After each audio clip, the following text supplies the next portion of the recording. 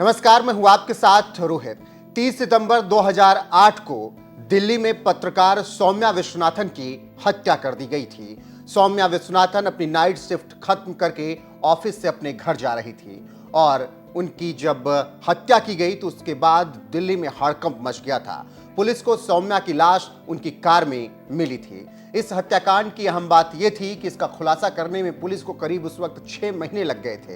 हालांकि उसके बाद आरोपियों की गिरफ्तारी हुई थी और अब इसी मामले में बड़ी अपडेट आई है और सभी आरोपियों को दोषी करार दिया गया है और सजा का ऐलान किया गया है। जी हां, दिल्ली की महिला टीवी पत्रकार सौम्या विश्वनाथन हत्याकांड मामले में साकेत कोर्ट ने शनिवार 25 नवंबर को सजा का ऐलान कर दिया।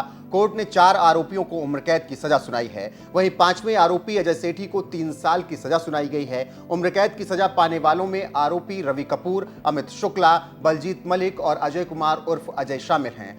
कोर्ट ने इन चारों आरोपियों यानी रवि कपूर, अमित शुक्ला, बलजीत मलिक और अजय कुमार उर्फ अजय पर 1.25 लाख रुपए का जुर्माना भी लगाया है। निचली अदालत ने अजय सेठी को हत्या का दोषी नहीं माना था।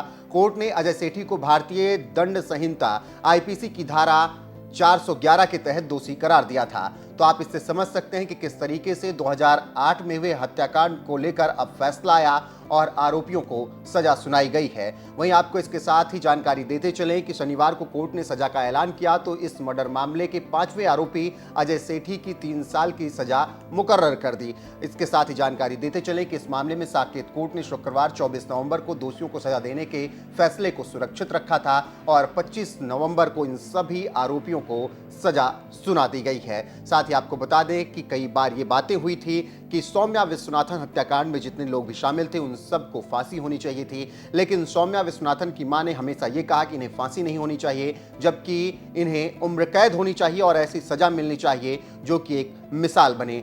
आपको बता दें कि सौम्या की मां माधवी विश्वनाथन ने कई बार ये कहा कि मैंने कभी भी मृत्युदंड नहीं मांगा। मैं चाहती थी कि इन सब को ऐसी सजा मिले और ऐसा जीवन भुगतें जैसा हमारा परिवार भुगत रहा है। मुझे राहत है कि ये केस फिलहाल खत्म हो गया है। मैं ये कह सकती हूँ कि न्याय मिल गया है। कम से कम मुझे बार बार अब इस प्रक्रिया से नहीं गुजरना पड़ेगा। मुझे आशा है कि ये अंत है और एक निवारक के रूप में काम करेगा। मुझे मेरी बेटी तो वापस नहीं मिल सकती है, लेकिन कम से कम ये केस अब खत्म हो गया है, ऐसा मुझे प्रतीत हो रहा है। तो इससे आप समझ सकते हैं कि किस तरीके से 30 सितंबर 2008 को टीवी पत्रकार सौम्या विश्वनाथन हत्याकांड मामले में फैसला आया है और आरोपियों को सजा सुनाई गई है।